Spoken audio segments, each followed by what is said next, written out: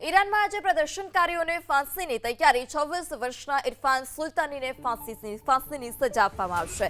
ઇરફાન સુલતાની સામે કેસ વગર ફાંસી આપવાની તૈયારી ગયા ગુરુવારે કરાઈ હતી।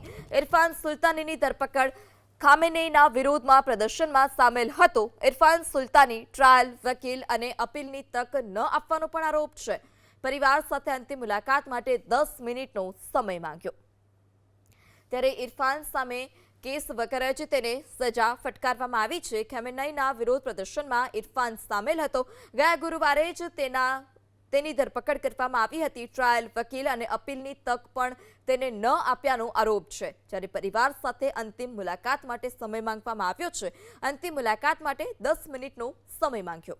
ખામેનેઈના વિરોધમાં પ્રદર્શનમાં સામેલ હતો। ઇરફાન સુલતાની ટ્રાયલ, વકીલ અને અપીલની તક ન આપવાનો પણ આરોપ છે। પરિવાર સાથે અંતિમ મુલાકાત માટે 10 મિનિટનો સમય માંગ્યો। ત્યારે ઇરફાન સામે કેસ વગર જ તેને સજા ફટકારવામાં આવી છે। ખામેનેઈના વિરોધ પ્રદર્શનમાં ઇરફાન સામેલ હતો।